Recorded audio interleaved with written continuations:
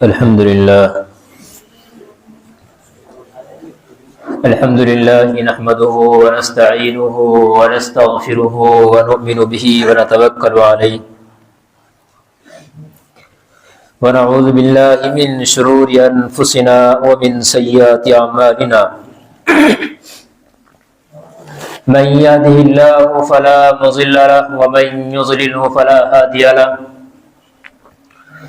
ونشهد أن لا إله إلا الله وحده لا شريك له ونشهد أن سيدنا ومولانا محمدا عبده ورسوله صلى الله عليه وعلى آله وأصحابه وبارك وسلم تسليما كثيرا كثيرا.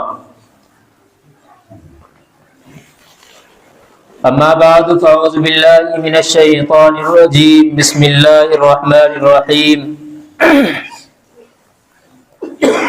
فقد لبثت فيكم عمرا من قبله أفلا تعقلون.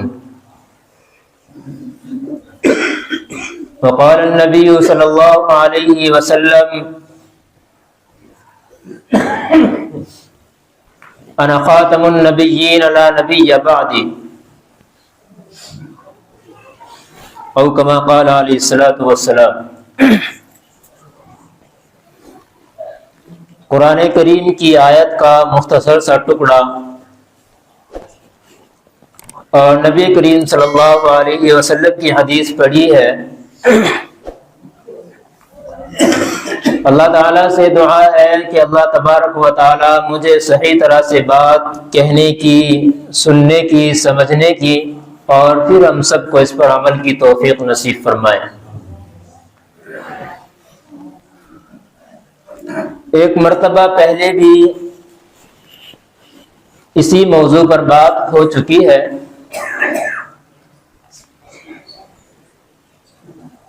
کہ ایک وقت ایسا بھی آنا ہے کہ اللہ تبارک و تعالیٰ کو یہ زمین بالکل پاک اور صاف کر دینی ہے. پاک صاف کن لوگوں کے ذریعے سے کی جائے گی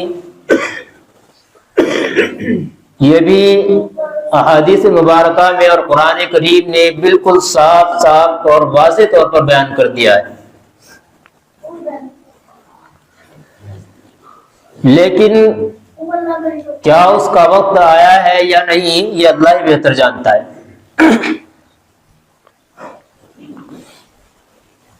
لیکن کچھ حضرات ایسے ہیں جن کو ہم یہودی کہتے ہیں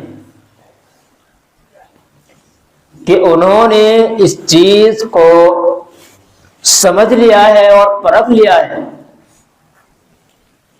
کہ جمہوری ملک کے اندر اگر مسلمانوں کے درمیان ہمیں انتشار کرنا ہے، ان کے درمیان ہمیں اختلاف پیدا کرنا ہے، تو ہمیں اس جال کو لوگوں پر ڈالنا ہوگا جس کو انہوں نے سن 1840 سے لے کر سن 1880 تک خلافت عثمانیہ کے اندر اس جال کو لوگوں کے اوپر ڈالنا شروع کیا. اور بہت سے محمد علی باب جیسے لوگ ان حضرات نے پیدا کی کہ انہوں نے اس جگہ کا ناجائز فائدہ اٹھاتے ہوئے اور مسلمانوں کی اپنے دین سے ناواقفیت کی بنا پر، مسلمانوں کا اپنے دین سے دور ہونے کی بنا پر انہوں نے اس چیز کا فائدہ اٹھایا. تاریخ سے یہ بات بالکل صاف طور پر واضح ہوتی ہے کہ انہوں نے اس چیز کو ایسا پڑھ لیا ہے، ایسا پرکھ لیا ہے اور ایسا پکڑ رکھا ہے کہ اگر مسلمان اپنی تعلیم کو اور اپنی تاریخ کو جانتا تو ان کے سامنے اس جال کو اٹھانے کی ضرورت ہی نہ پیش آتی. لیکن اللہ ہی جانتا ہے کیا منظور ہے. خلافت عثمانیہ کے اندر جب یہ ایسے لوگ پیدا ہوئے تو خلافت عثمانیہ نے ایسے ایسے لوگوں کو یا تو فوراً ہلاک کر دیا، پھانسی کے پھندے پر لٹکا دیا، یا ان کو قتل کر کے پھینک دیا، یا پھر ایسے قید خانے کے اندر ان کو گلا کر اور سڑا کر رکھ دیا ہے کہ وہ ان کے دعویٰ کرنے والے بھی دنیا کے اندر موجود نہ رہ سکے۔ لیکن جب دیکھا سن 1880 کے بعد کہ اب یہاں پر ہمارا جال کام نہیں کر رہا ہے، یہاں پر اگر ہم کام کرنا چاہتے ہیں اور ہم کسی کو پھنسانا چاہتے ہیں تو یہاں پر یہ چیز کام نہیں آ رہی ہے، تو انہوں نے ہندوستان کا انتخاب کیا۔ ہندوستان چونکہ جمہوری ملک ہے تو انہوں نے اس چیز کا فائدہ اٹھاتے ہوئے کہ مسلمانوں کے درمیان اختلاف کیا جائے، ان کے درمیان انتشار پیدا کیا جائے، ان کو جدا جدا کر کے بالکل بانٹ دیا جائے، تو انہوں نے اس چیز کا فائدہ اٹھایا اور ہندوستان کے اندر ایسے ایسے لوگ پیدا کرنے شروع کر دیے۔ اسی کی ایک کڑی آج کے دور کے اندر شکیل بن حنیف کے نام سے، غالباً کسی کے ذہن میں یہ بات آئی ہوگی کہ ہاں نام تو سنا ہے، یہ وہی ہے شکیل بن حنیف کہ جس نے محدودیت کا دعویٰ کیا ہے۔ یہ اپنے آپ کو کبھی مسیح یعنی حضرت عیسیٰ کہتا ہے اور کبھی اپنے آپ کو مہدی علیہ السلام کہتا ہے، اور دعویٰ صرف یہی نہیں ہے، دعوے کے ساتھ ساتھ کام بھی بہت بہترین طریقے سے انجام دے رہا ہے۔ وہ کسی نے کہا ہے کہ پرانا جال لے کر کے نیا شکاری آیا، جال تو وہی تھا جو پیچھے سے چلا آ رہا تھا، لیکن اب شکاری نیا آیا ہے کہ یہ اب لوگوں کو پکڑ ڈالے گا۔ لیکن اگر دیکھا جائے قرآن کریم نے ایسے ایسے لوگوں کی دھجیاں اڑا کر کے رکھ دی ہیں، حدیث مبارکہ نے بالکل کھول کھول کر واضح طور پر بیان کر دیا ہے کہ بھائی یہ اس لائق نہیں ہے۔ میں نے ابھی جو آپ کے سامنے آیت پڑھی ہے قرآن کریم کی، آپ صلی اللہ علیہ وسلم نے نبوت کا دعویٰ کیا، لوگ پیچھے پڑ گئے۔ اٹھائیے تاریخ اسلام کو پڑھیے، تاریخ اسلام اکبر نجیب آبادی کی، وہ لکھتے ہیں اپنی کتابوں کے اندر کہ لوگ خود اپنے گھر کی بھی آپ کے پاس آنے سے کتراتے تھے اور ڈرایا کرتے تھے آپ صلی اللہ علیہ وسلم کو۔ آپ کو معلوم ہے ابو لہب یہ کون ہے؟ آپ کو معلوم ہے ابو جہل یہ کون ہے؟ اور تو اور بہت سارے ایسے حضرات کہ وہ اپنے خاندان کے، اپنے گھرانے کے، جبکہ اگر دیکھا جائے اور جگہ پر یہ بات نہیں ہوتی، چاچا ہے اپنے بھتیجے سے بہت زیادہ محبت کرتا ہے، تاؤ ہے اپنے بھتیجے سے بہت زیادہ محبت کرتا ہے، لیکن وہاں عجیب ہی حال تھا۔ جب آپ صلی اللہ علیہ وسلم نے نبوت کا دعویٰ کیا کہ اللہ نے مجھے نبی بنا کر کے بھیجا ہے، تو قرآن کریم نے صرف دعویٰ کر کر یہ نہیں چھوڑ دیا کہ جاؤ اب کام تمہیں کرنا ہے، کیسے کرنا ہے، نہیں، اللہ تعالیٰ نے ارشاد فرمایا کہ اے میرے نبی یہ تجھ سے معلوم کریں گے، یہ آپ سے معلوم کریں گے کہ آپ ہے کیا، آپ کے پاس ہے کیا، آپ کیسے تھے۔ تو فوراً ارشاد ہوتا ہے، معلوم کرتے ہیں لوگ آپ سے،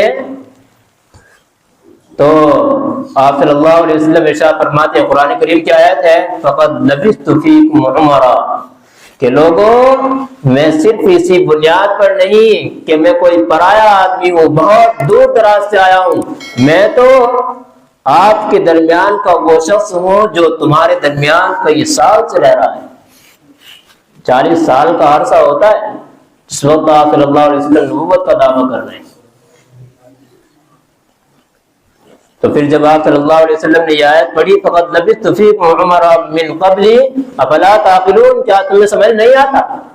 تمہارے سامنے تو میری پوری زندگی، جب سے میں بچہ تھا اور آج میں جوان آپ کے سامنے کھڑا ہوں، تم تو مجھے پورے اچھے طریقے سے جانتے ہو، کیا پھر بھی تمہیں بات سمجھ نہیں آ رہی ہے؟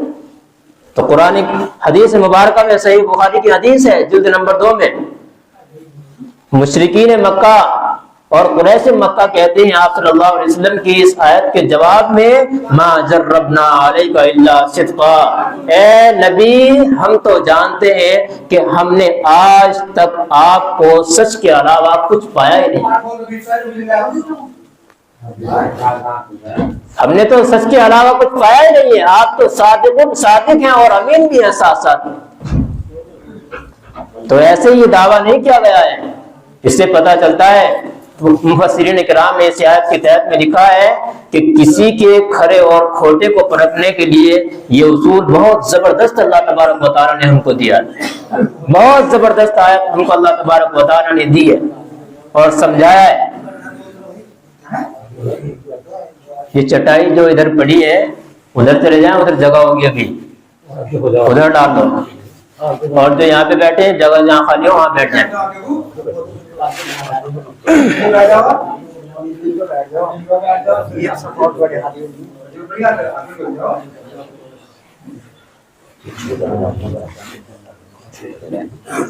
جب آپ صلی اللہ علیہ وسلم نے یہ بات ثابت کر دی کہ ہاں حقیقت یہی ہے، تو مفسرین کرام نے بھی اسی آیت کے تحت میں لکھا ہے کہ بھائی یہ زبردست ہے، کسی کو سمجھنا ہے کہ کھرا ہے کہ کھوٹا ہے، یہ ہے کیا۔ آج ہمارے سامنے کوئی دعویٰ کر دے کہ بھائی میں عیسیٰ علیہ السلام ہوں، تو کیا ہم فوراً اس کو مان لیں گے؟ تو لکھا ہے کہ اگر کسی انسان جو مفقود الحال ہو، آپ کو پتہ ہی نہیں ہے، تو یہ تو دور کی بات ہے کہ آپ اس کو سمجھو گے یا آپ اس کی باتوں پر عمل کرنا شروع کرو گے، آپ اس کی کھوٹ کھوٹ میں لگنا پڑے گا۔ ایک کڑی ہے شکیل بن حنیف کی، اس نے جب دعویٰ کیا ہے محدودیت کا تو لوگ پتہ نہیں کس طرح اندھے ہو کر کے اس کے پیچھے چل پڑے اور ساتھ ساتھ ہو گئے، اور خاص طور سے وہ حضرات اس کے ساتھ لگے ہیں جو ڈاکٹر بھی اچھے ہیں، انجینئر بھی اچھے ہیں اور بڑے بڑے پروفیسر اس کے ساتھ موجود ہیں۔ تو یہ گویا کہ ایک دکان چلائی گئی ہے بہت اچھے طریقے سے، اور پورے پچھلا سارا کچھ ان کے پاس جو پیچھے سے ان کے ساتھ آ رہا ہے اس کو آگے ٹرانسفر کرتے جا رہے ہیں۔ تو کیا ہم فوراً مان لیں گے کہ ہاں حقیقت میں آپ ہو؟ تو پتہ چلتا ہے کہ نہیں بھائی، پہلے سے معلوم کیا جائے گا۔ لکھ رکھا ہے علماء کرام نے کہ معلوم کریں آپ کہاں سے۔ تو اپنی کتاب کے اندر لکھتا ہے جواب دیتے ہوئے، جب لوگ معلوم کرتے ہیں کہ میرا نام شکیل ہے، محمد شکیل میرا نام ہے اور میں حنیف کا لڑکا ہوں، جبکہ حدیث مبارکہ نے کچھ اور بیان کیا کہ مہدی کون ہوگا، مہدی کا نام کیا ہوگا یہ بھی آپ ذہن میں رکھیں، اس کے حالات میں انشاءاللہ کبھی پھر بعد میں بات کروں گا۔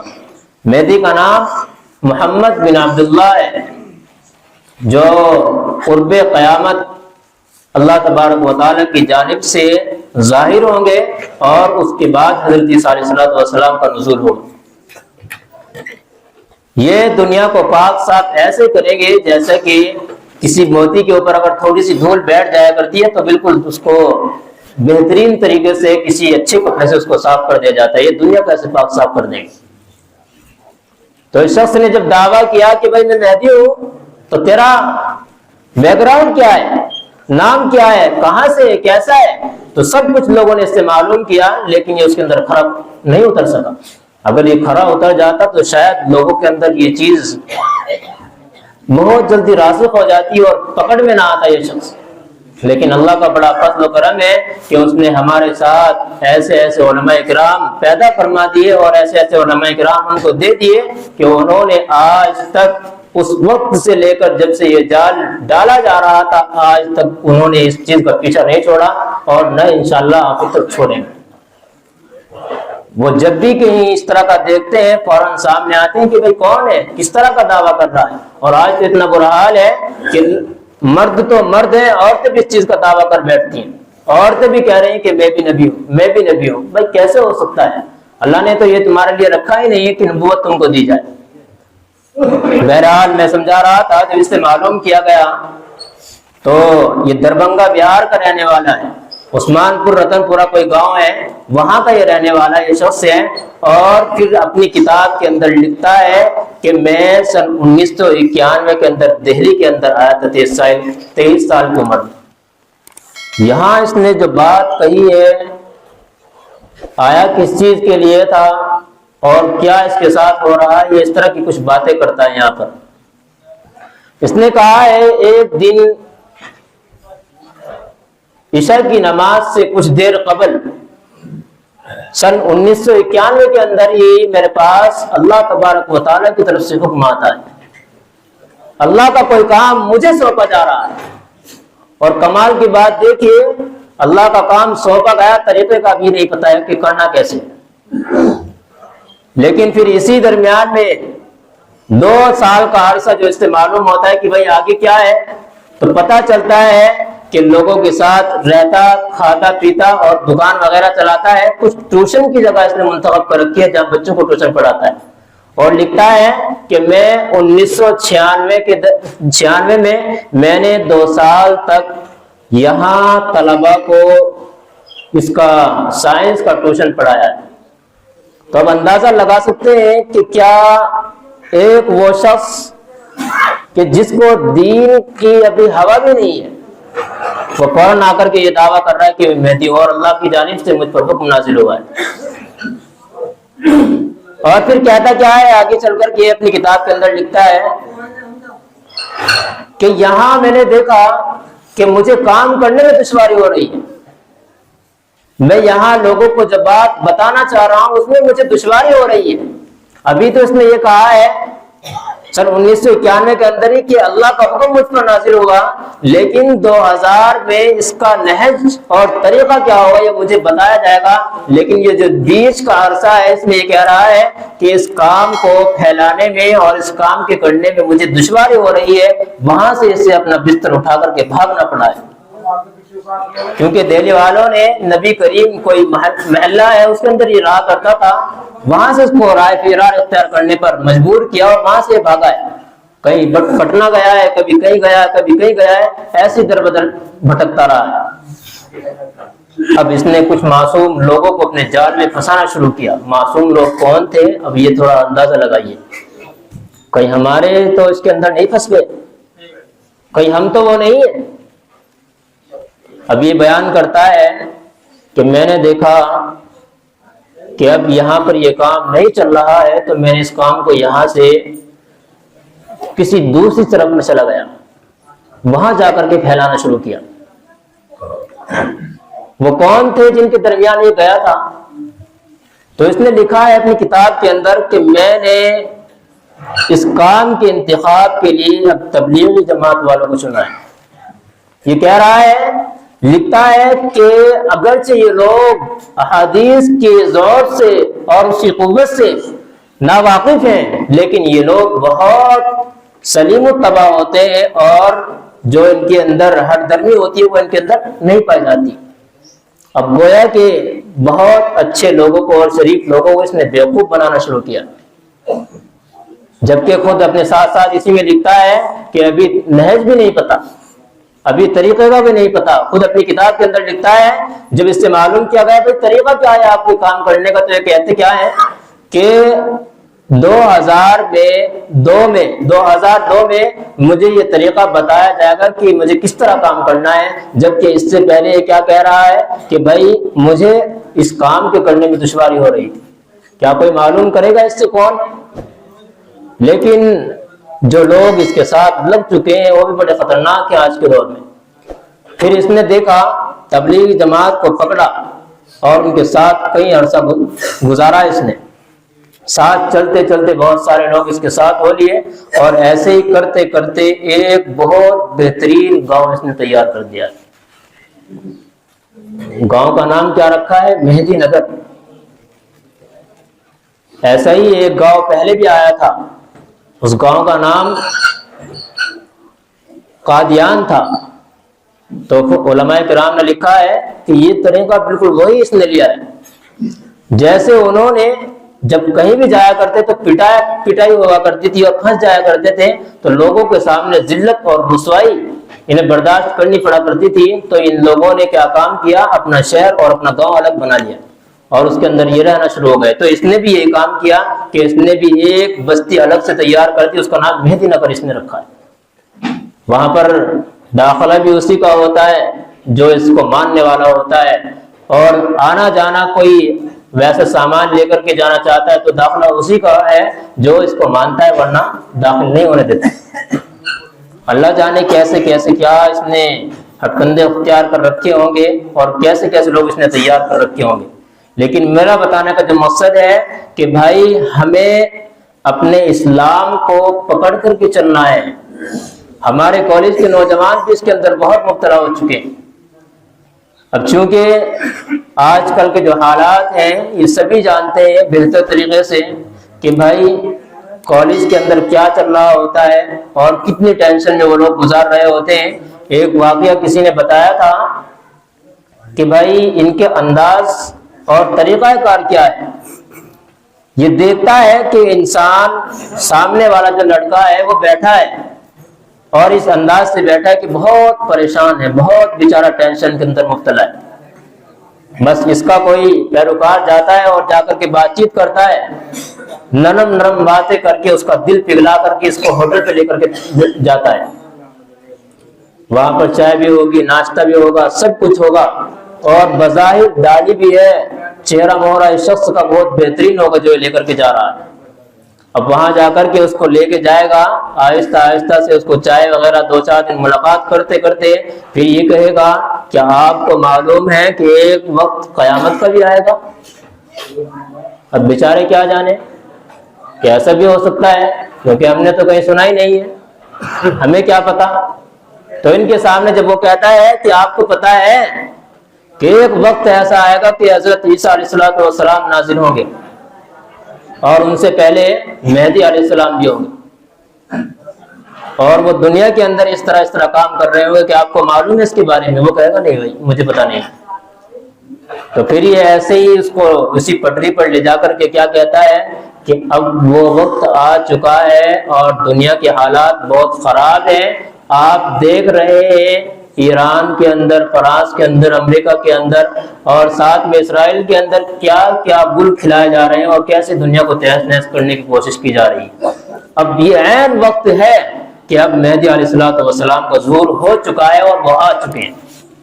بس یہ بات یہ کہتا ہے اور فوراً بندہ زبان تو پہلے ہی بند ہو چکی ہے، کیا کہے گا؟ جانتے ہم نہیں ہیں جس کے بلبوتے پہ ہم کہتے ہیں، چائے ہم پہلے پی چکے ہیں اس کی جس کے بلبوتے ہم کہہ چکے ہیں۔ وہ کہتے ہیں نا کہ بھائی نمک کھا کر حرام نہیں کرنا چاہیے، بس وہی کام اس کا ہو رہا ہوگا، یہ بیٹھا بیٹھا سننا ہوگا کہ ہاں یار حقیقت میں بات ایسی ہے جیسے آپ کہہ رہے ہیں، بات ایسی ہے جیسے آپ سمجھا رہے ہیں، حالات بہت زیادہ خراب ہے اور اب مہندی کا وقت آ ہی چکا ہے اور وہ حقیقت میں آ چکا ہے۔ بس یہ فوراً اس کا متبع بنے گا اور تابعداری میں اس کی چل پڑے گا۔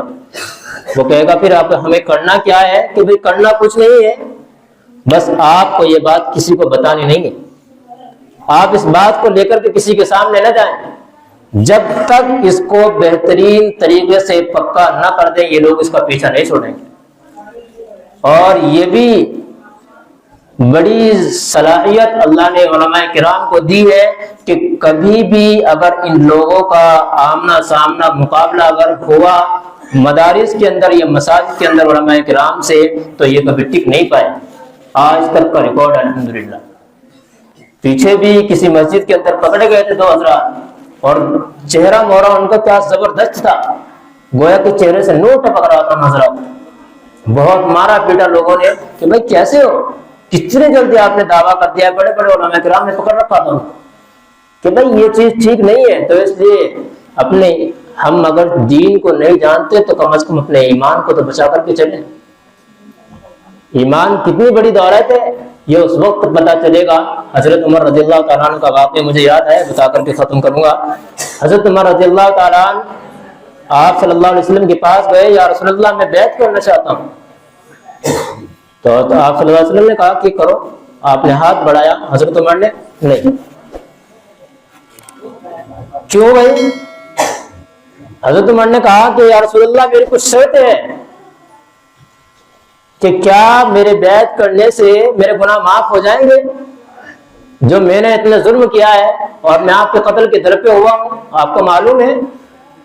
حضرت عمر رضی اللہ تعالیٰ عنہ کیسے چلے تھے آپ صلی اللہ علیہ وسلم کو قتل کرنے کے لیے کہ میں جاؤں گا اور میں جا رہا ہوں جب لوگوں نے بیچ میں بتایا تو خلبلی مچ گئی تھی، الگ سے وہ بات الگ ہے. لیکن یہاں پر آپ صلی اللہ علیہ وسلم کا انہوں نے جیسے ہی ہاتھ اپنا کھینچا ادھر پیچھے کو تو آپ صلی اللہ علیہ وسلم نے معلوم کیا عمر کیا ہوا، بیعت نہیں کرو گے؟ انہوں نے کہا یا رسول اللہ پہلے ایک بات کی ضمانت دو کہ اللہ تعالیٰ میرے تمام گناہوں کو بخش دے گا، میں نے اتنے لوگوں کو برا بھلا کہا ہے، اتنا مارا پیٹا ہے، کیا مجھے معاف کر دے گا؟ آپ صلی اللہ علیہ وسلم نے ارشاد فرمایا کہ عمر کیا تو نہیں جانتا الاسلام یاتی ما کان قبلہ، کہ اسلام تو وہ چیز ہے جو پہلی تمام چیزوں کو ختم کر دیتا ہے. یہ ایمان کی دولت ہے. تو بزرگوں اور عزیز ساتھیوں، نوجوانوں، اپنے ایمان کو، ہمارے اندر عمل تو ہے ہی نہیں، تو کبھی بھی اگر کسی کے ساتھ ایسا واقعہ پیش آنے لگے، کالج کے ہوں، کام کرنے والے ہوں، زیادہ تر جو چھوٹے طبقے کے لوگ ہوتے ہیں، کام کرنے والے یا دوسرے جو کمزور ہوتے ہیں مالی اعتبار سے ہو یا کسی ذہنی اعتبار سے ہو، تو وہ پھنس جایا کرتے ہیں ان جالوں کے اندر. اس سے بچنے کی کوشش کرنا، اپنے مقامی علماء کرام سے یہ بات کم از کم معلوم کر لیا کرنا کہ کہیں ایسا تو نہیں ہے ہم بھی پھنس گئے اور اپنے ایمان سے ہاتھ دھو بیٹھے. اس کے بارے میں بہت سخت وعید آئی ہے کہ بھائی، اور اسلام کا تو حکم سیدھا یہ ہے کہ جس نے اسلام کو جو مرتد ہو جایا کرتا ہے، اگر اسلامی حکومت ہو تو اس کی گردنیں صاف کر دو، بس سیدھا سا اعلان ہے.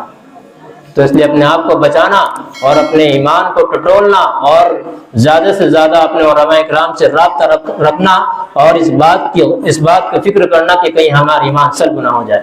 اللہ تعالیٰ تمام کی ایمان کی حفاظت فرمائے اور تمام کو ایمان کامل پر موت نصیب فرمائے. وآخر دعوانا الحمدللہ رب العالمین.